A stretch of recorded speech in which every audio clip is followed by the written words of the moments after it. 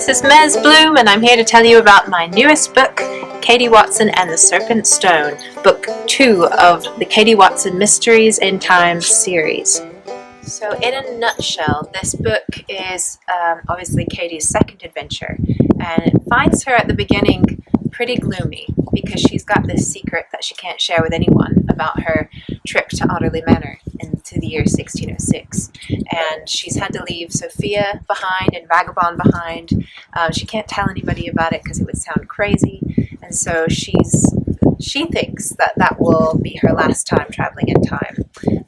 But little does she know that there's another adventure waiting for her. And this time it is in America. It's while she's on her camping trip.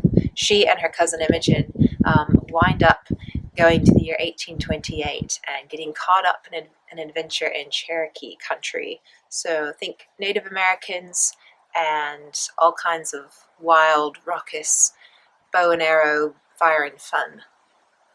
Book 2 is very different from Book 1 in a few ways.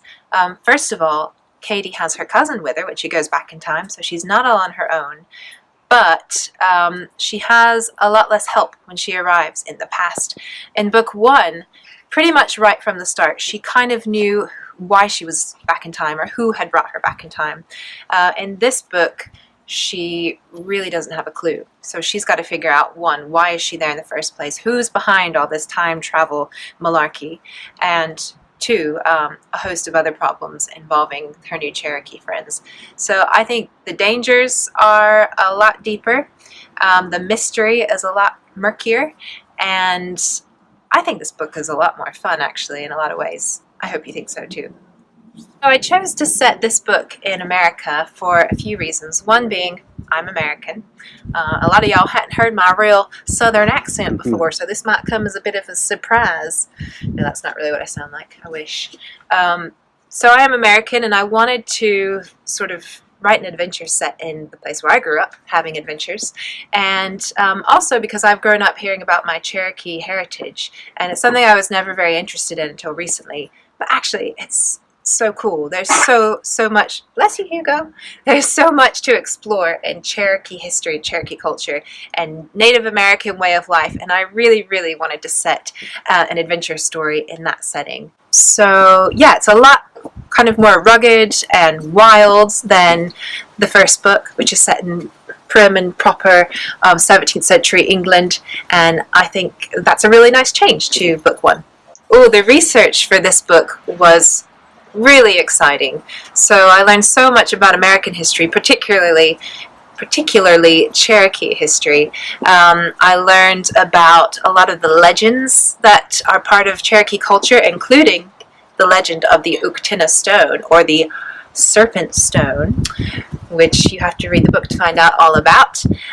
Also, I was lucky enough to get to do a lot of research in Cherokee, North Carolina, kind of where the Eastern Band headquarters are.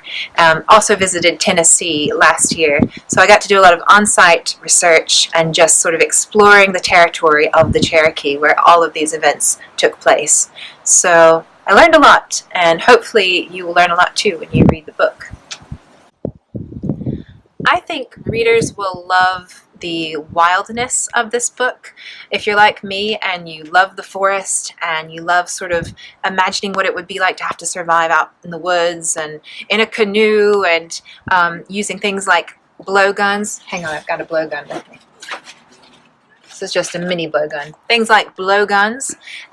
If you like sort of being a bit on the edge of your seat, then I think you're going to like this book. Of course, there's also humor, and there's also a lot of sort of touching moments and fun characters. But I personally love the fall setting. I love the woods. I think the setting is one of my favorite things, and yeah, just the backdrop of this book. But hopefully you will enjoy the characters as well, and the mystery. I hope that it catches you up. You can read Katie Watson and the Serpent Stone for yourself from 11th of November 2018. That's in about 1 week. So just go to mezblume.com for information, or buy it on Amazon or from any bookshop where books are sold. Here we are at a traditional Cherokee ball game pitch where Cherokees play the ball game, sort of like lacrosse. And over there you can see the authentic Cherokee scoreboard. Actually, we're in Berkshire, England, but similar.